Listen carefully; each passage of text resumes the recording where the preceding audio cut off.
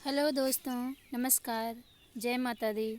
मैं माधुरी सिंह स्वागत करती हूँ आपके उपन्यास के 7वें क्लास में।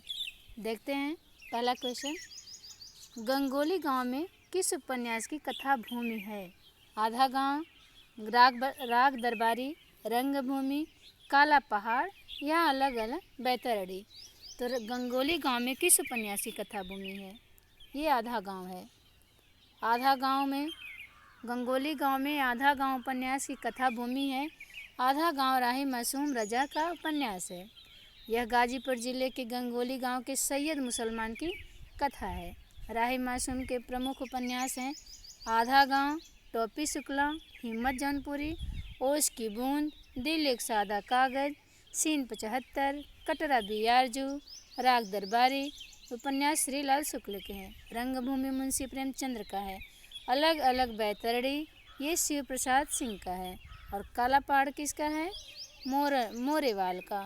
काला पहाड़ भगवान मोरेवाल का है। यानी काला पहाड़ किसका बना है? मोरंग बालू बना है। ऐसे याद किए हैं, काला पहाड़ मोरंग बालू का है। और काला मुख भी है, ऐसे काला मुंह वो चातक का है, गोविंद चातक। अगला क्वेश्चन देखते हैं। गरीबी और जहालत इस रोग के दो कीटाणु हैं। मैला आंचल में यह वाक्य किसका है? कमला का, ममता का, अनिल कुमार बनर्जी का या प्रशांत का, स्नेहमयी का? तो ये किसका है? प्रशांत का है। गरीबी और जहालत इस रोग के दो कीटाणु है। मैला आंचल उपन्यास में यह वाक्य डॉक्टर प्रशांत का है। और डॉक्टर प्रशांत की शोषित गरीब लोगों के प्रति गहरी हमदर्दी थी। मैला आंचल उपन्यास के रचनाकार कौन है? फणीश्वरनाथ रेणु। इसमें पूर्णिया जिले के मेरीगंज गांव की कथा है। इसके अन्य उपन्यास हैं परती परी कथा, दीर्घतपा, जुलूस 1965 की है। और कितने चौराहे 1966 के, पलटू बाबू रोड, राम रतन राय इनका अधूरा है। फणीश्वरनाथ रेणु आंचलिक उपन्यासकार हैं। राम रतन ये इनका अधूरा है, फणीश्वरनाथ रेणु का। अगला क्वेश्चन देखिएगा। प्रकाशन वर्ष के अनुसार सही आरोही क्रम का कौन सा है? प्रेमाश्रय, रंगभूमि, कायाकल्प, निर्मला। तो सबसे पहले कौन सा है? प्रेमाश्रम है। इसमें प्रेमाश्रम 1922 की है। प्रेमाश्रम 1922 की, रंगभूमि 1925 की, कायाकल्प 1926 और निर्मला 1927। तो 25, 22, 25, 26, 27। ऑप्शन नंबर ए सही होगा। देखते हैं।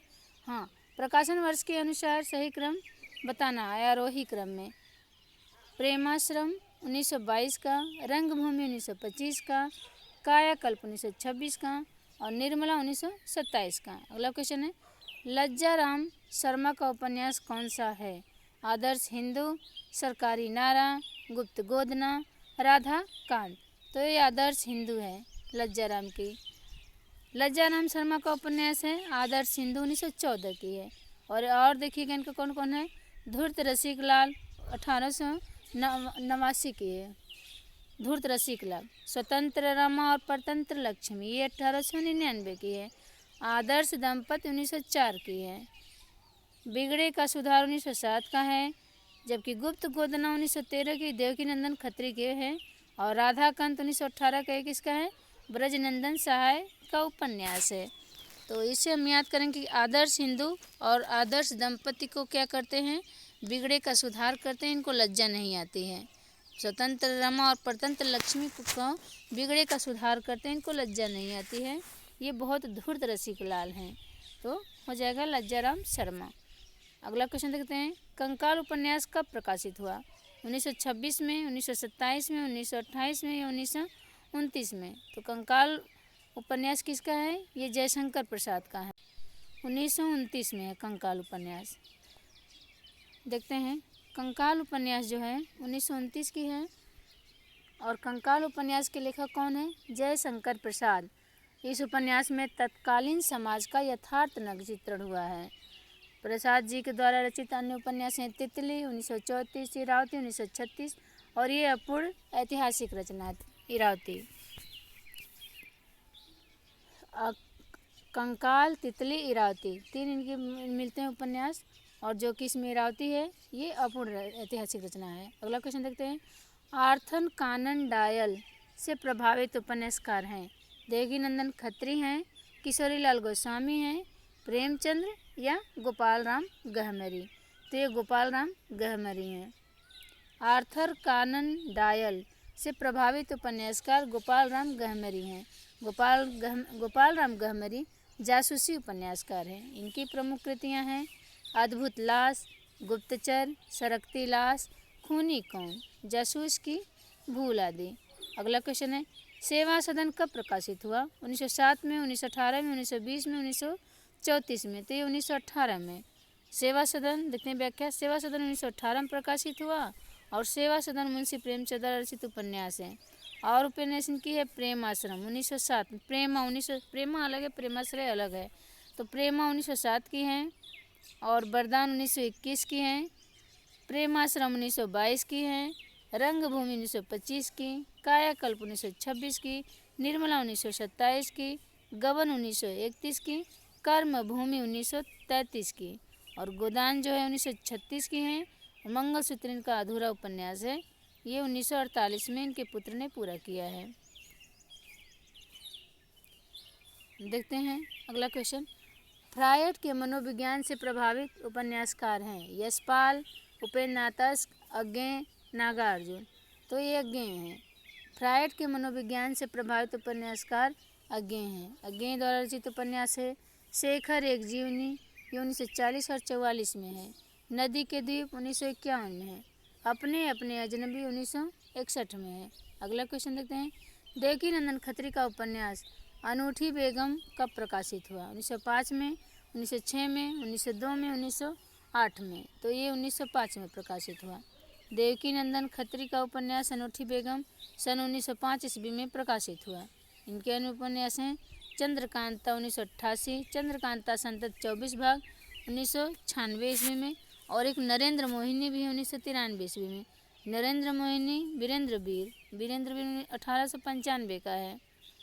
कुसुम कुमारी 1899 का है। काजर की कोठरी 1902 ईस्वी की है। गुप्त गोदना 1913 की है और भूतनाथ 1907 की है। अगला क्वेश्चन देखते हैं। निम्नलिखित में से कौन सा उपन्यास जैनेन्द्र का नहीं है? जैनेन्द्र का नहीं है। परख, सुनीता, शेखर एक जीवनी, त्यागपत्र। तो परख, सुनीता, त्यागपत्र ये सब जैनेन्द्र का है। शेखर एक जीवनी ये किसका है? ये अज्ञेय का है।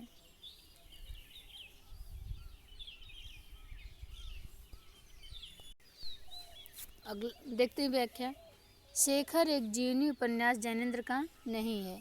यह उपन्यास सच्चिदानंद हीरानंद वात्स्यायन अज्ञेय का है। यह उपन्यास फ्लैशबैक शैली में लिखा गया है। इनके अन्य उपन्यास हैं नदी के द्वीप 1951 की, अपने अपने अजनबी 1961 की। जैनेन्द्र के उपन्यास हैं परख, सुनीता, त्यागपत्र, सुखदा, विवर्त, व्यतीत, कल्याणी, मुक्तिबोध, अनंतर, अनाम स्वामी, दशार। अगला क्वेश्चन है। पाप और पुण्य की मीमांसा में लिखा गया उपन्यास निम्नलिखित में से कौन सा है?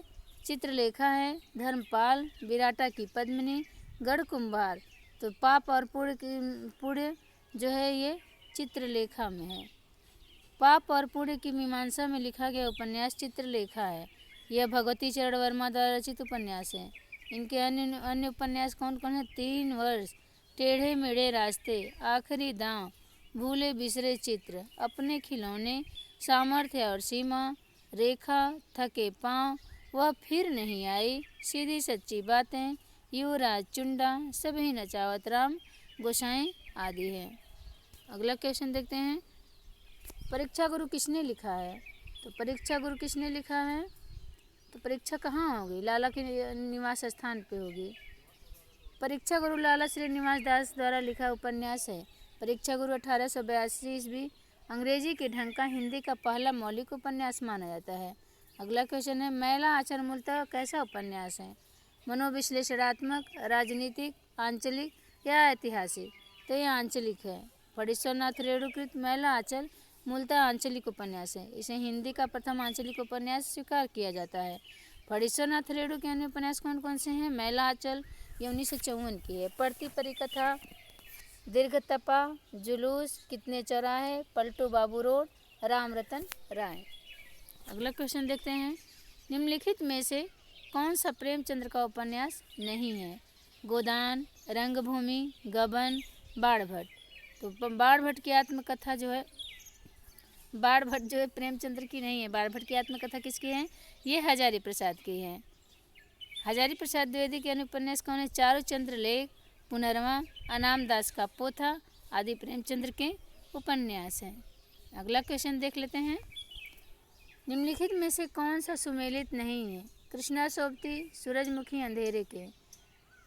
कौन सा सही नहीं है? सूरजमुखी अंधेरे के कृष्णा सोबती के है। सूरज का सातवां घोड़ा ये धर्मवीर भारती का है। वे दिन निर्मल वर्मा का है। आवा ममता कालिया का नहीं है। आवा चित्रा मुग्दल का है। तो ऑप्शन नंबर डी सुमेलित नहीं है, यही होगा। दिए गए विकल्पों में विकल्प ममता कालिया आवा सुमेलित नहीं है। आवा चित्रा मुग्दल का उपन्यास है। ममता कालिया के प्रमुख उपन्यास इस प्रकार है। बेघर, नरक दर नरक, नरक दर नरक, प्रेम कहानी, साथी, लड़कियां, एक पत्नी के नोट्स, दुखम सुखम। अगला क्वेश्चन है। विभाजन केंद्रित उपन्यास तमस के रचयिता कौन है? भीष्म साहनी, रांगे राघव, यशपाल, वृंदावन लाल वर्मा। तो विभाजन केंद्रित उपन्यास तमस के रचयिता कौन है? ये भीष्म साहनी है। विभाजन केंद्रित उपन्यास तमस के रचयिता भीष्म साहनी है। भीष्म साहनी के अन्य उपन्यास हैं झरोखा, कड़ियाँ, बसंती, मैया दास की माड़ी, कुंतो, नीलू, नीलिमा, नीलोफर। और रांगे रंगों के उपन्यास हैं मुर्दों का टीला, प्रतिदिन, चीवर, अंधेरे के जुगनू, पक्षी और आकाश, राह न रुकी। अगला क्वेश्चन देखते हैं।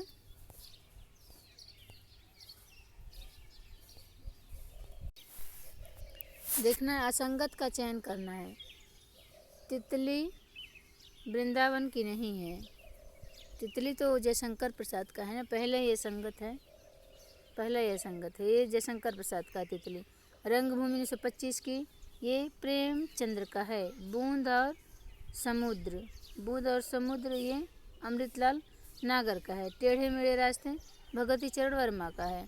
तितली वृंदावन लाल वर्मा असंगत है, क्योंकि तितली जयशंकर का उपन्यास है। प्रसाद के अन्य उपन्यास हैं अकाल, तितली, रावती अपूर्ण है।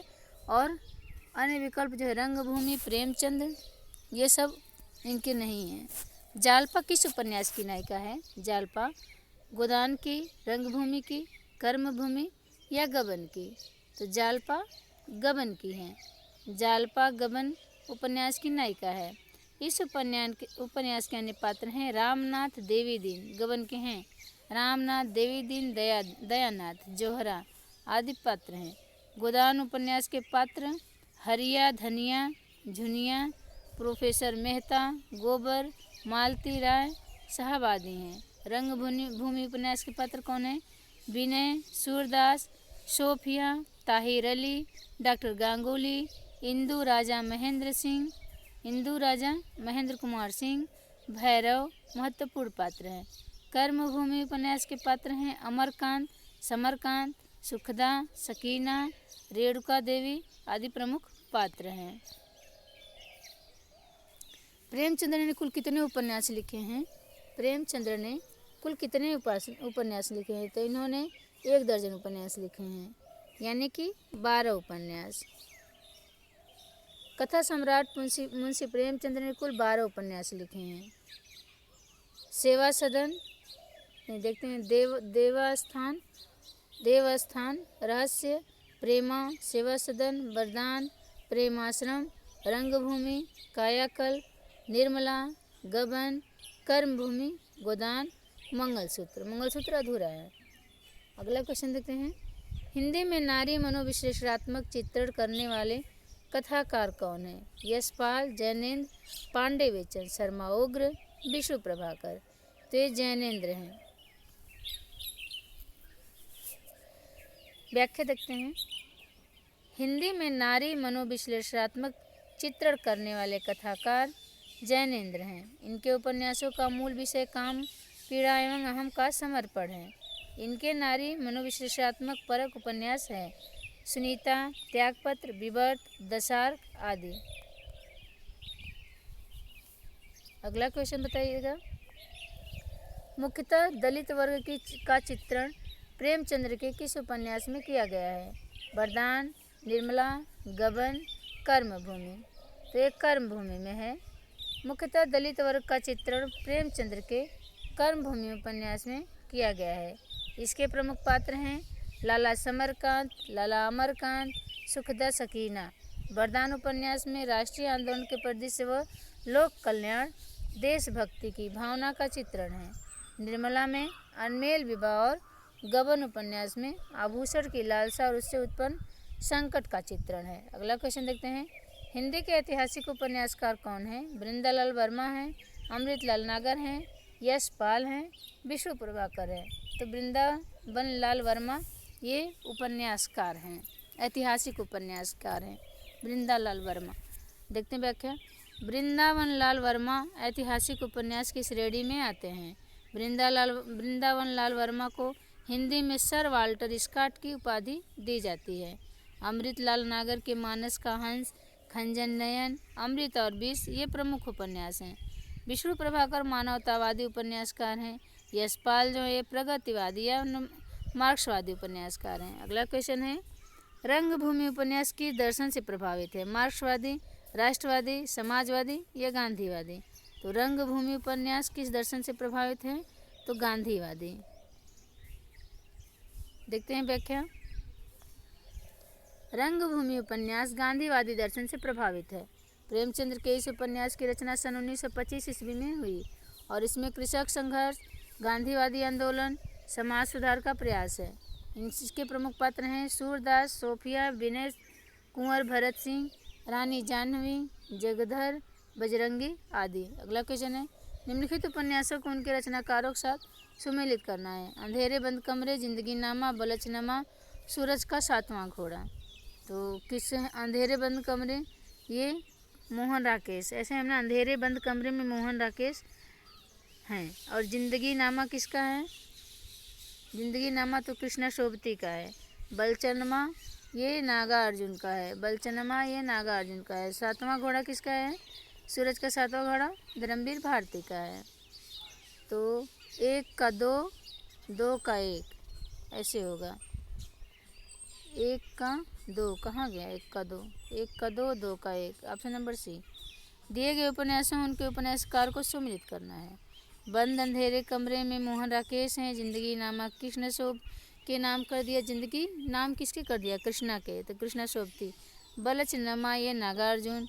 सूरज का सातवां घोड़ा धर्मवीर भारती। चित्रलेखा ये भगवती चरण वर्मा जी का है। फिर सुमेलित करना है। निम्नलिखित कृतियों को उनके रचनाकारों के साथ सुमेलित करना है। चित्रलेखा अभी पढ़े हम ना, किसकी है? भगवती चरण वर्मा की है। कब तक पुकारूं, किसको पुकारना है? राघव को।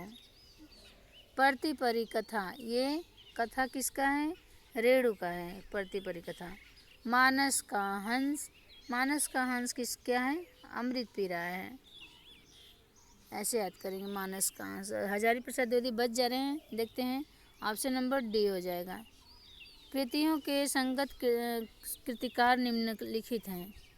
चित्रलेखा भगवती चरण वर्मा, कब तक पुकारूं रांगे रांगो, प्रतिपरी कथा फणेश्वरनाथ रेणु, मानस का हंस मानस का हंस अमृतलाल नागर का है और बाण भट्ट की आत्मकथा हजारी प्रसाद द्विवेदी जी की है। अगला क्वेश्चन देखते हैं। इन रचनाओं को उनके रचनाकारों के साथ सुमेलित कीजिए। तमस, कुरकुर स्वाहा। तमस किसका है?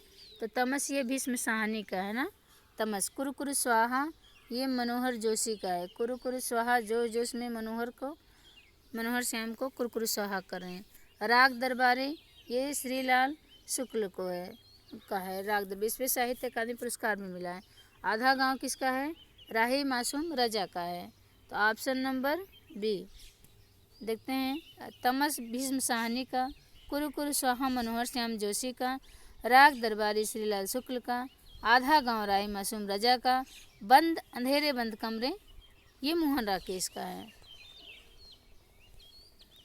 अगला क्वेश्चन देखते हैं।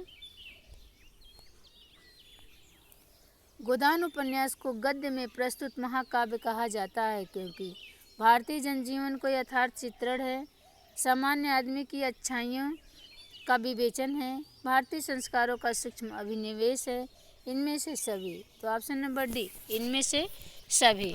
गोदान उपन्यास को गद्य में प्रस्तुत महाकाव्य कहा जाता है क्योंकि उसमें निम्न विशेषताएं हैं: भारतीय जनजीवन का यथार्थ चित्रण, सामान्य आदमी की अच्छाइयों का विवेचन, भारतीय संस्कारों का सूक्ष्म अभिनिवेश। गोदान 1936 ईस्वी में है। इसके लेखक प्रेमचंद्र हैं। गोदान के नायक होरी और नायिका धनिया है। परिवार के रूप में क्या है?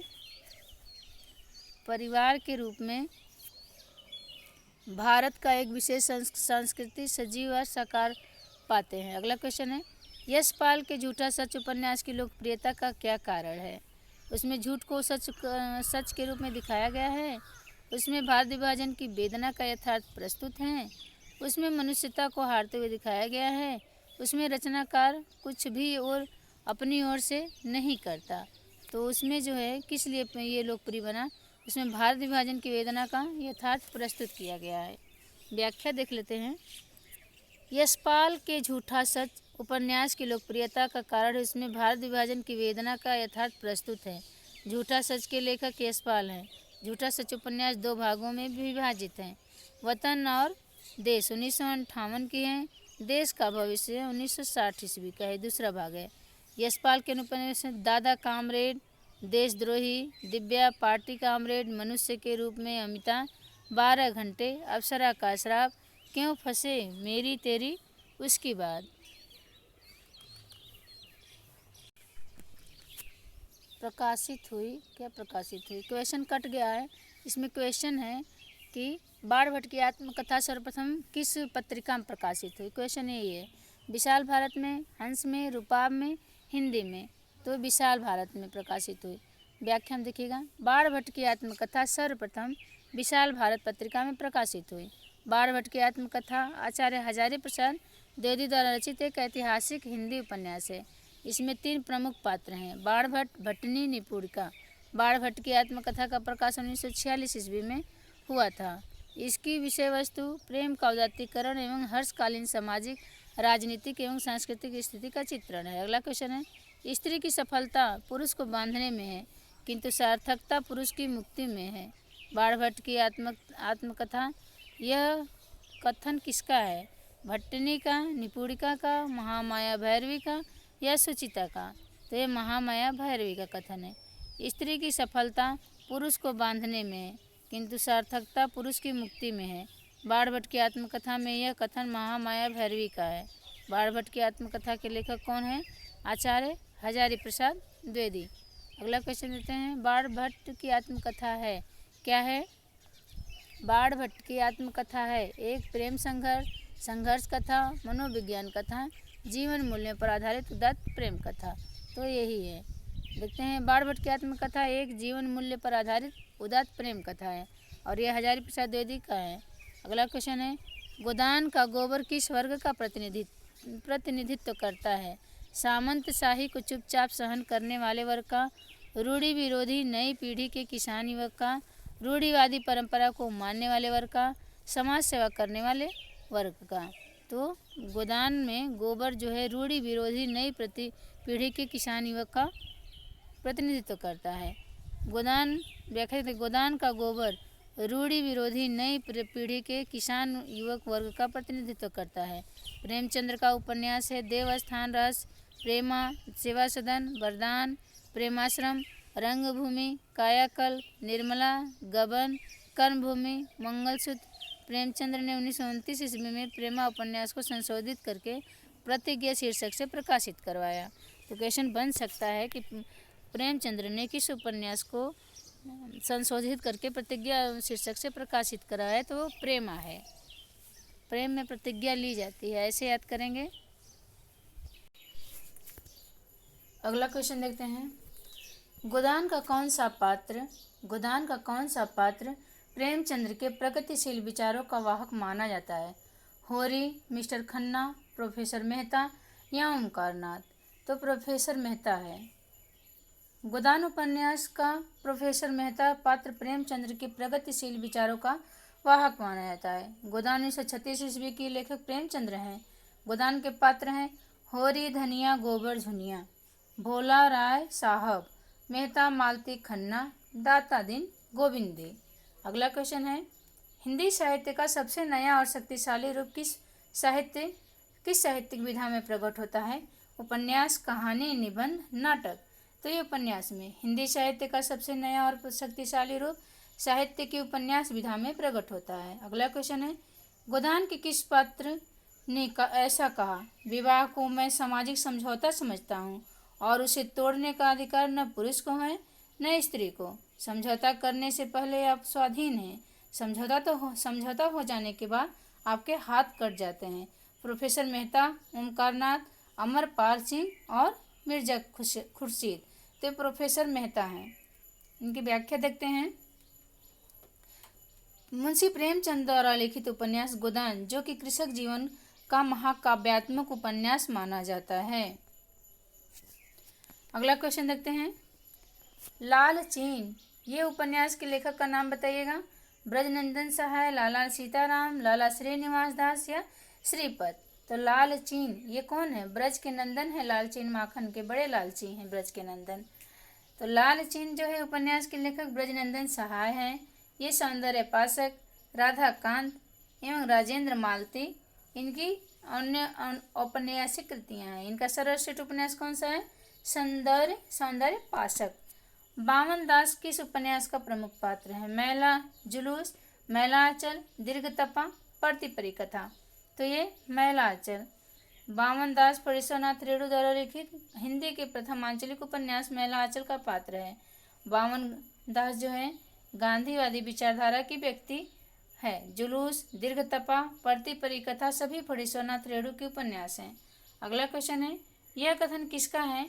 मैं इस सिद्धांत का समर्थक हूँ कि संसार में छोटे बड़े हमेशा रहेंगे और उन्हें हमेशा रहना चाहिए। इसे मिटाने की चेष्टा करना मानव जाति के सर्वनाश का कारण हो सकता है। प्रेमचंद्र, सुदर्शन, विशंभर नाथ कौशिक, श्रद्धाराम फिलौरी। तो ये प्रेमचंद्र का कथन है। मैं इस सिद्धांत का समर्थक हूँ कि संसार में छोटे बड़े हमेशा रहेंगे और उन्हें हमेशा रहना भी चाहिए। इसे मिटाने की चेष्टा करना मानव जाति के सर्वनाश का कारण होगा। यह कथन सम्राट मुंशी प्रेमचंद्र का है। अगला क्वेश्चन है, गांधी जी के दक्षिण अफ्रीका जीवन पर आधारित कौन सा उपन्यास है? टोपी शुक्ला, समरसेस, पहला गिरमिटिया या अपने अपने अजनबी। तो गांधी जी के दक्षिण अफ्रीका जीवन पर आधारित है पहला गिरमिटिया। देखिए हमने यहाँ लिख भी दिया है कि पहला गिरमिटिया पर व्यास सम्मान मिला है, 2000 ईस्वी में मिला है। और पहला गिरमिटिया किसका है? गिरिराज किशोर का है। पहला गिरमिटिया उपन्यास गांधी जी के दक्षिण अफ्रीका जीवन पर आधारित है। इसके लेखक गिरिराज किशोर हैं। इनके अन्य उपन्यास इस प्रकार हैं, लोग, जुगलबंदी, दावेदार, ढाई घर, एक आग दरिया, जुगलबंदी, तीसरी सत्ता, परिशिष्ट, असलहा, अंतर्ध्वंस, इंद्र सुने, चिड़ियाघर आदि इनकी है। अगला क्वेश्चन है, प्रेमचंद्र जी ने पहला उपन्यास लिखा, निर्मला, प्रेमाश्रम, सेवा सदन या कायाकल्प। कौन सा लिखा पहला उपन्यास? पहला उपन्यास इनका सेवा सदन है। व्याख्या देखते हैं। प्रेमचंद्र जी का पहला उपन्यास सेवा सदन लिखा है। इस उपन्यास में वैश्य जीवन से संबंधित समस्या का चित्रण है। इनके अन्य उपन्यास हैं देवस्थान रहस्य, प्रेमा, वरदान, प्रेमाश्रम, रंगभूमि, कायाकल्प। रंगभूमि 1925 की है, वरदान 1912 की है, कायाकल्प 1926 की, निर्मला 1927 की, गबन 1928 की, कर्मभूमि 1933 की, गोदान 1936 की और मंगलसूत्र 1948 की। और ये भी 1936 की ही लिखे थे पर अधूरा रह गया था और इनको 1948 में इनके पुत्र जो हैं अमृत राय ने पूरा किया है। अगला क्वेश्चन है, प्रेमचंद्र युग को युग कहने का आधार है? कहानी है, नाटक है, लघु कथा है, उपन्यास है। तो ये उपन्यास है। प्रेमचंद्र युग को युग कहने का आधार उपन्यास है। मुंशी प्रेमचंद 1880 से 1936 ईस्वी तक रहे हैं। तो यही 1936 में गोदान और मंगलसूत्र लिखे। तो मंगलसूत्र लिखते लिखते इनका स्वर्गवास हो गया। और इनका मूल नाम क्या था? धनपत राय, किंतु वे नाम बदलकर नवाब राय के नाम से लिखते थे। धनपत राय को प्रेमचंद्र नाम उर्दू के लेखक दया नारायण निगम ने दिया था। अगला क्वेश्चन है, परख और त्यागपत्र उपन्यासों के लेखक हैं चतुरसेन शास्त्री, जैनेन्द्र अज्ञे या प्रेमचंद्र? तो ये जैनेन्द्र हैं। परख और त्यागपत्र उपन्यास के लेखक जैनेन्द्र हैं और ये मनोवैज्ञानिक उपन्यासकार हैं। और इनकी है सुनीता, कल्याणी, सुखदा, विवर्त, व्यतीत, जयवर्धन, मुक्तिबोध, अनंतर, अनाम स्वामी। दशार्क ये जैनेन्द्र के मूल उपन्यास हैं और इनका विषय क्या है? इनका विषय है काम, पीड़ाएं एवं अहम का समर्पण। सभी को जय माता दी। नमस्कार, सत श्री अकाल, आदाब।